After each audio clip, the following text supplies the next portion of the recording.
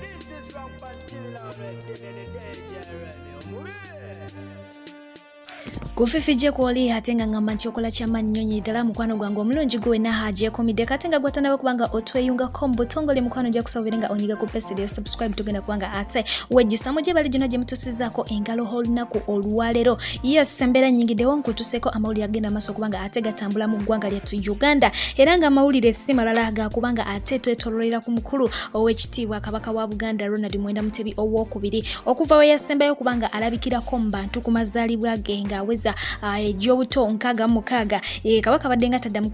kulabikako eri abantu naye nga ne kulunako olwennyini embera gye yalabikiramu yali tewomya tokeranga yavirako abangi okubanga munange bagenda maso okulajana ku social media nga bagamba nti mwena bekikwatako tukwatire wamu tuberenga ate tusaba Kabaka atwaliwe aberenga agenda okujjanjabibwa embera yesinungi nakamu nakatono ddala okusinzira ku ndabika gye yali alabikamu kakati nolunaku olwalero agenze maso okubanga ate asurprisinga abantu bomu tawuni y'Entinda era nga kigambibwa nti ono alabiddwako wali ku Capital Shoppers supermarket nga abyekwatiddemu nga ali mu shoppinga era nga womulaba awo mu t-shirt eya red n'empale ya kache yoyo Kabaka wa Buganda nga ali n'abakuumi be abamutambulira ku lusegere yes wabula bamulabyeko n'agage abiri mu kifo ekyo bagamba nti era still wadde alabikiddeyo naye embeera ye si nnungi era nga omulaba nti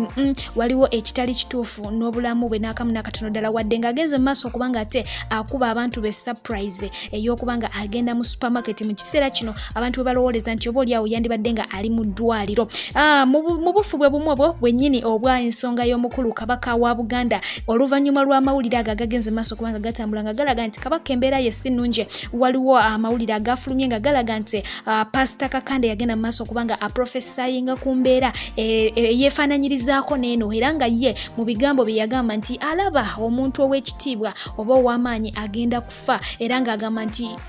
omuntu oyo ali mu kitiibwa kya Kabaka era okwo nayongerako n'agamba nti naye agenda kusigala nga asaba Mukama Katonda nti omuntu oyo tafuna buzibu bwonna wabula kansooke nkulekereko akatambyo sooka omwewulirireko ate twongere tufumite embooza. There's one innocent man who is going to die, but I'm praying that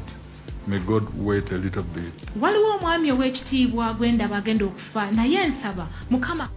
alindirireko. The Lord told me he's going to die as a king. Ono Kabaka Mukama ngambye nti Kabaka ono agenda kufa. But I'll not mention this way or the other way. Naye sijja kwatula linnya lino oba liri. But we'll pray for him. Naye tumusabira. Akatambi ako kajje bangi mu mbeera era ne batandika okubanga munange bakayukira omukulu ono era nga ne mwabo mwabaddemu omukulu amanyiddwa nga penge nga mbufunze bagezaako okumugamba nti aterere adde mu mbeera aleme kubanga ate ayogera byatategera naye abamu kwabo abasabira mu church y'omukulu ono bagamba nti yes obubaka obwe yagenda maaso okubuyisa mu mwaka gwa 2020 omwaka gwe twakuba emabega era nga kigambibwa mbu ennaku z'omwezi zaali 6 omwezi gwali gwa December bowe batyo bagamba nti obubaka obwe yagenda maaso kubanga ate abuyisizaawo so fe abamu mbutubulabye leero naye bukadde si bwa leero ensonga ezo yazoogerako omwaka guwedde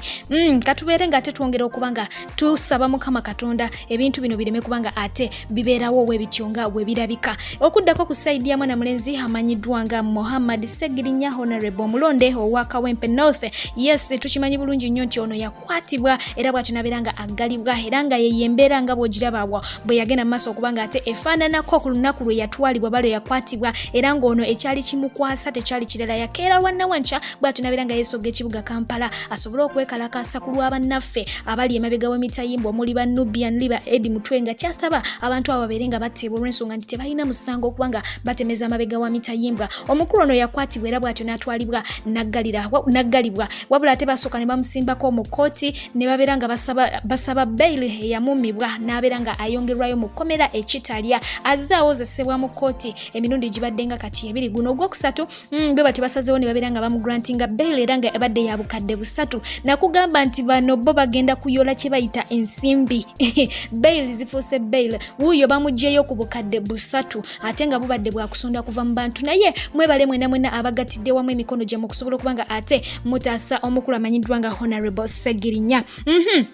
okuddako ew'omukulu amanyiddwa nga Father Joseph Tamalesa weno ye mugenzi yes okuncha ya leero amawulire gagenze maso okubanga ategafuluma ye ku side ey'aba Catholic Church ng'ebintu si birungi n'akamu n'akatono ddala munange Father bw'atyo bw'asiibudde ensi kigambibwa nti ono n'okuyimba abadde muyimbi ate nga n'okusumba eniga bwakola ki bw'azisumba naye mu byonna kye tulina okubanga tukola kwe kubanga ate munange twekwasa Mukama Katonda kubanga yagaba ate era yajjawo okufa kwo kwajja teri kye tulina kukyusa kye tuyinza kukyusa kukufa ate ye mwana mulenzi amanyiddwa nga Tata Sam naye ennaku ekedde kubanga ate emubutikira oluvannyuma lwa manager we oyo gwolaba gw'okubako amaaso awo okubanga ate munanga agenze maaso okufuna akabenje olunaku olwaleero ye manager amanyiddwa nga manager Fred Kigozi kigambibwa nti ono agudde mu kabenje ka hit and run bamutomedde ate ne baddukirawo wabula ng'embeera ye si nnungi n'akamu n'akatono ddala wabula addusiddwa mu ddwaliro Mulago ng'ali awo si birungi yeetaaga ssaala zokka eruyi eyo twongera kubanga munaye tumuteeka mu ssaala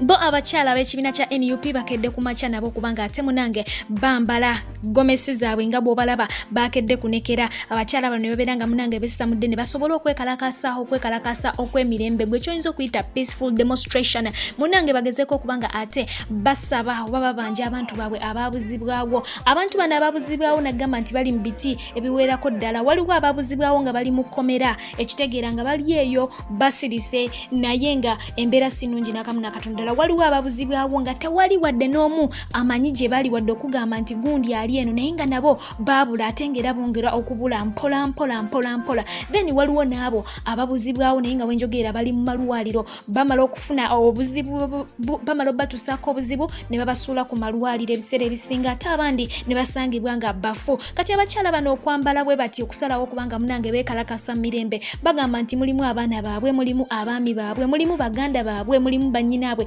embeera si nnungi n'akamu n'akatono ddala era nga bagamba nti abantu bano baagala babeere nga bateebwa waliwo olugero oluli mu luzungu olugamba nti if peace fails try force oba apply force kati nawo ndowooza kye bagezaako naye ngera still tebakikoze nampaka kubanga bagezezaako n'emirembe okuyita ku mawulire okugezaako okubanja abantu nga bakuba enkuŋŋaana ez'enjawulo bagamba bambi mutuwa abantu baffe naye ng'embeera ekyaganya okubanga ate eterera eruyi eyo era nga bano olukuŋŋaana lwabwe oba olwekalakasa lwabwe nga bulijjo teruwedde mirembe bwe batyo poliisi esazeewo nebeera nga ebasalako era nebayoolayoola nga bwe bateeka mu kabanga lyabwe mpola nga bulijjo enkola weekola ki weetera okubeera wabula ye omukulu Robert Kyagulanyi Ssentamu avuddeyo ku nsonga eno n'agamba nti eno step abakyala bano gye bateekinze bambi ebadde nnene nnyo era baplayinze paati yaabwe okusinziira ku mbeera nga bweri ekyo kye bakoze kisitudde eddoboozi ddene nnyo omuntu ali eyo wabweru yenna asobola okuba nga ate alaba n'ategeera nti ddala mu butuufu embeera eri mu Uganda tewoomya tooke n'akamu n'akatono ddala